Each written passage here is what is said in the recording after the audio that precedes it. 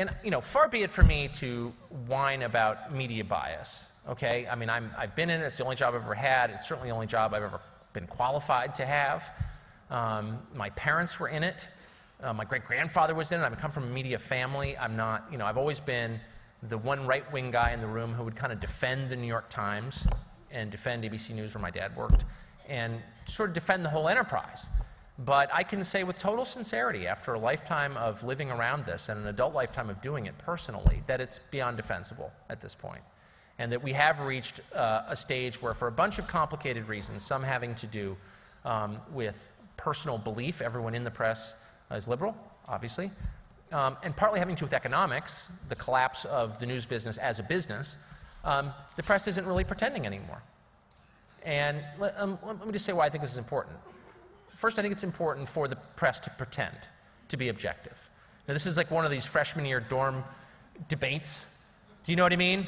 About phoniness, because, you know, people under 30 are very, very caught up in the horrifying nature of phoniness and hypocrisy.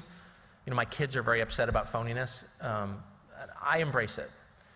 And I'll tell you why. I do. No, I mean that with all sincerity. And as I try to explain to my children, and they always look kind of horrified when I say this, because they're all like little Holden Caulfields, all kids are. Do you know what I mean? They're mad at the phonies of the world. And I always say to them, well, guess what else is phony? Manners. Good morning, how are you? I'm fine, how are you? We're both hungover, but we don't admit it. You know what I mean? We pretend that everything is fine, just fine. Why? So we don't wind up killing each other. That's the lubricant that allows the gears of machinery to turn without overheating and melting. That's just true. Some poses, mom and dad were not living together. That's why we have separate phone numbers. Why do we have the same address? Well, it's an apartment building. Or whatever. You keep up the pose. Because there is an important, not in all poses, but in certain poses. Because they reflect your values, or at least the values that you ascribe to and work toward. Maybe not the values that you're actually achieving, but they're a description of your goals. Which is another way of saying, you know, the press has never been objective, but for many years they pretended they were, which got them a little closer to being so, if you see what I'm saying. The moment at which the press decided, you know what, I give up. We're not even pretending anymore. We're just going to basically sign up with the campaign. That moment, and I know conservatives have been, my fellow conservatives have been mad about this for many, many decades, and oh, Dan Rather's a liberal. You think?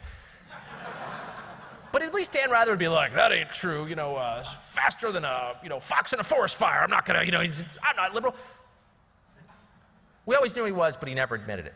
In the 2008 election, the press, and I worked at a major network at the time, just, as I said, just kind of gave up. I mean, some members of the press, including one of my favorite producers, just said, you know what, I'm just going to go all the way and join the Obama campaign, which she did.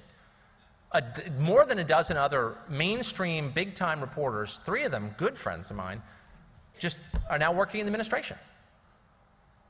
The press admitted its love affair, allowed itself to fall in love with Barack Obama to an extent that I don't think anybody even imagined possible. Even people who like Barack Obama were appalled by it. And in fact, love isn't even the right, I mean, love. The press didn't love Barack Obama. Love is what you feel for the Redskins. I mean, that's a kind of, no, seriously, I mean, that's a kind of platonic love, or should be. The love that the press felt for Obama was something more than that. I mean, it was just a red-in-the-face, effervescent, moist palm. I mean, the kind of love you really have to be a 14-year-old boy to understand. You know what I mean? The sort of florid love, right? I go to bed thinking about you, I wake up thinking, I mean, just en fuego, okay? How else can I put this? And if you live in Washington, if you live in the District of Columbia, as I do, you experience during that time this sort of weird, I don't know what the word for it would be, Stockholm syndrome. There's a very kind of claustrophobic feeling where everybody felt the way. I mean, if you really think about it, Barack Obama's core constituencies from day one have been African-American voters, young voters, and rich white liberals.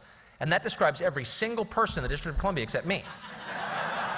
So you could wake up in the morning, go about your business during the day, go to bed at night, and never cast eyes upon a single person who didn't share your florid love for Barack Obama. It had a distorting effect that you wouldn't experience if you lived in, say, Plano, okay? And anyone from Plano? I love your tackle boxes, let me just say that. I'm serious. The Plano Plastic Company makes the best tackle boxes, and you can use it for tackle or tools, whatever. I've got about 100 of them. But I bet you didn't experience that. We did here, and it matters because this is the center of all political coverage. And so the coverage of Obama was wildly, wildly distorted. Not necessarily his fault. I don't think, I mean, all candidates would love to get treated like God. Relatively few are, but I mean, it's not, I don't think it's the president's fault that he would want that. But he got it, in contrast to any other politician at the national level in my lifetime. This was deeply distressing to those, I won't even bore you with this, but it's very distressing to those of us in the news business. And to a lot, even liberals in the news business didn't like it. And some of us decided, you know what, it's time to stop whining and to sort of do something about it. I personally pushed the ejection button, got out, and started my own news organization, which is launching next month. Because my feeling was one of the reasons I'm not a liberal in the first place. Well, I don't know. No, but I mean,